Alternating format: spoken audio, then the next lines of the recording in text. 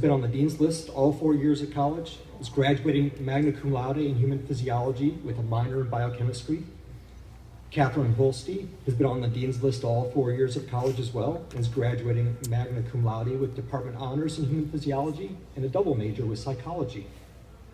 In addition to these being exceptional students, both Katherine and Pedro have been deeply involved in service at the level of the department, the university, and the Eugene community. To mention a few of their accomplishments, well, both of those students were up here a moment ago being recognized as the Teaching Assistants of the Year for the Physiology and Anatomy program. Both were heavily involved in extensive research experiences that included presenting their work at national scientific conferences, being authors on scientific papers. Katherine's been a leader in Gamma Phi Beta and volunteered for the Boys and Girls Clubs of Eugene. Pedro led a fundraising effort to support refugees and homeless children in South America. Upon graduation, Pedro is going to be working in an NIH-sponsored biomedical research program for a year before applying to medical school. Katherine will be starting medical school at OHSU this fall. So please join me in welcoming Katherine Holste and Pedro Abdala to the podium.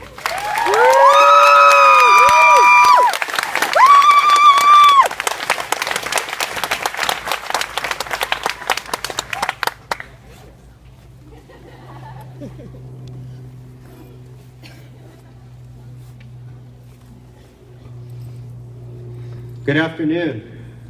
You know, it's pretty nerve-wracking to be speaking in front of some 300 graduates and their families. In fact, I think I feel my sympathetic nervous system kicking in.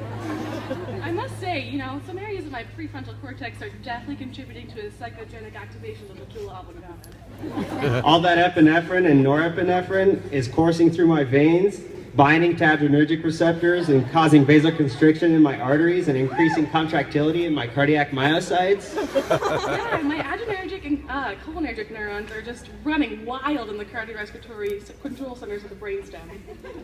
My blood pressure's increased, my heart rate's increased, and so has the preload and cardiac output. Luckily, the baroreceptors in my aortic arch and in my carotid bifurcation will send signals to the nucleus tractus solitarius and subsequently to the caudal ventral lateral medulla and the rostral caudal ventral lateral medulla so that I can regulate my blood pressure. But all that physiology aside, we are very excited to have the honor of speaking to you all, the graduating class of 2014.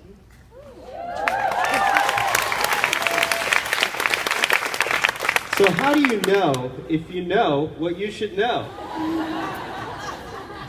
John Ryan asked us this question on almost a daily basis. And so when we were asked to deliver a commencement speech, we thought, how do we know what we know if we know what we should know about giving commencement speeches?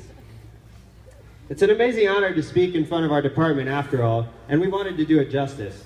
So to prepare, I watched a video of Charlie Day giving a commencement speech on YouTube the other day.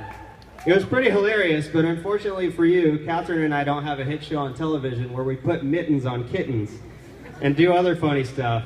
Though I have to say, watching Charlie's speech definitely made me rethink the whole medicine thing over. Maybe I should pursue a career in television. I mean, Pedro's totally right. You have comedy greats like Amy Poehler, Will Ferrell, and Conan O'Brien to compete with. And let's just say there's a reason why I study medicine and don't have my own stand-up show. Needless to say, I'm better at diagramming the neurometabolic cascade of concussion than writing timeless speeches. But then I thought back to my high school graduation commencement speaker and realized I have no idea who spoke or if someone spoke at all. So if you only remember those two kids who nerded out hardcore on the stage about the physiology of nervousness, then we're already doing better than that one schmuck who gave a speech at my graduation 4 years ago, possibly. But in these short 6 minutes exactly, as we were informed earlier, Pedro and I are going to hopefully reminisce with our fellow graduates about our time in the Human Physiology department and maybe give a few bits of advice. Graduates, as you sit here today, I'm sure you remember where you started a few years ago. General chemistry was probably your favorite subject freshman year, and you just loved doing those long, tedious lab reports. But you're here, which means that you made it through chemistry instead of getting weeded out and becoming a business major.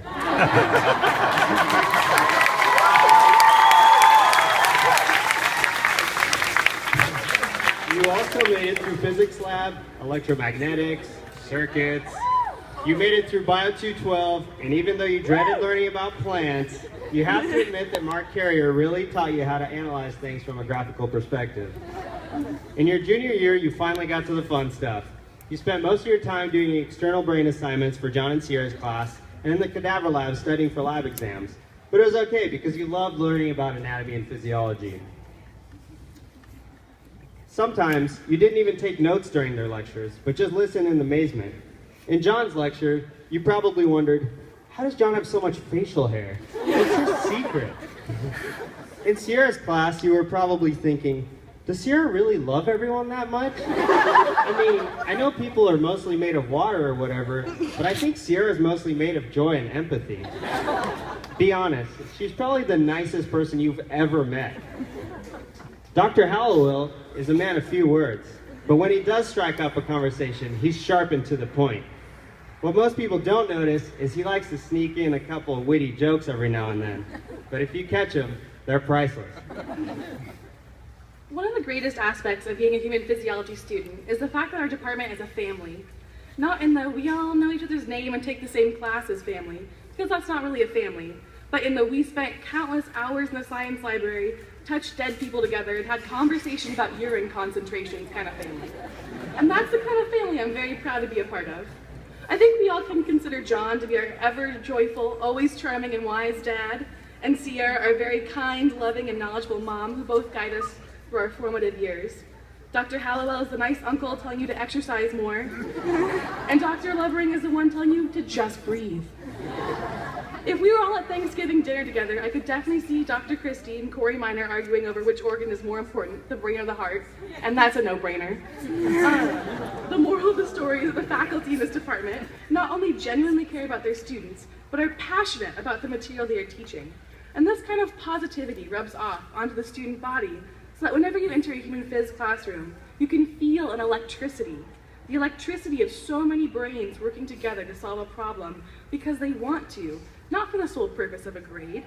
I challenge you to find that same electricity in a calculus or organic chemistry classroom, but spoiler alert, you won't. In this department, you are not nameless student ID number so-and-so. You are Francis Nahar. Or Lucas Walker. Or Amelia Bartoloni. Or Cassie Susie. Or Corey Cullen. With your own individual learning styles and interests. So thank you, Human Phys family, because without that, I don't know how we would have survived. As our professors have often reminded us, the knowledge we have gained here has given us great power. And as Uncle Ben from Spider-Man says, with great power comes great responsibility. Another book I like to read from has a different iteration. It says, to those whom much has been given, much will be expected. The road is just beginning. Most of us have much more ahead, whether it's medical school, physical therapy, or whatever it is that you are passionate about. We have only just finished our first stepping stone. When you finally reach your goal or your career, remember the responsibility that you have to care for others to the best of your ability, to use your knowledge to help and to heal, and when your knowledge isn't enough, and yes, sometimes it won't be enough, to sit beside your patients and hold their hand and comfort them because that is all you can do. Be humble enough to recognize when you are wrong or when your knowledge isn't sufficient. I remember in Dr. Grace Golden's tissue and injury repair class, she recalled her experience traveling hundreds of miles and many hours to talk to the physician who was taking care of one of her family members. When she arrived, the doctor was too busy to see her. In fact, he was too busy to even tell her that he was too busy. Too busy has become our biggest excuse. I know because I myself have used it many times when friends wanted to hang out or go snowboarding or play basketball. So my advice to you is this: never become too busy to take care of the things that matter, to see the patient's family member who traveled hundreds of miles, or to spend time doing fun things with the people that you love. As a mere 21-year-old college graduate, and wow, that's weird to say out loud, I feel like I don't have the years of experience to pass down wisdom to you, my peers, so bear with me. Now is the part where I'm going to ask you to be sentimental. I'm going to ask you very quickly to close your eyes. What is it that drives you to stay up until 3 a.m. going over the cranial nerves so you can get a good grade in anatomy? What is it that drives you to memorize all those gastric hormones, their functions, where they're released, and what they do? What motivates you to push that Wingate testing we all love so much? That idea or concept that you would talk about for hours, if anyone, even asked a vaguely related question that causes a unique sparkle in your eye and your heart to go aflutter. What is your passion? Do you see it? Is it clear as day? Or have you not found it yet? Which is all right, because we all stumble upon it at different times and different paces. Now open your eyes. If you found it, grab hold of it and never let go. Don't let money or time or another person get in between you and your passion. This is your jumping off point. As we graduate here and move on to the next step of our lives, keep your passion close by. Be thankful for the family you have found here, and take to heart the lessons they have taught you, because it will only help you grow as an individual. I know each of you will embark on this journey to find yourself, to follow your passion, onto great places and even greater achievements. But don't forget where you came from. Just as we are kind of a family here, the University of Oregon is kind of your home. Don't forget to come back someday and visit. Walk through the halls of Esslinger, but please, dear God, hopefully it won't still look like a gym. Visit the science library, grab a beer on the Taylor's porch in the sun, walk to Otts into the forest. Maybe everything will look different, but the people will be the same. Young adults trying to discover their passion and follow their dreams, just like you. So thank you for listening, and to the graduating class of 2014, Go Ducks! Ducks!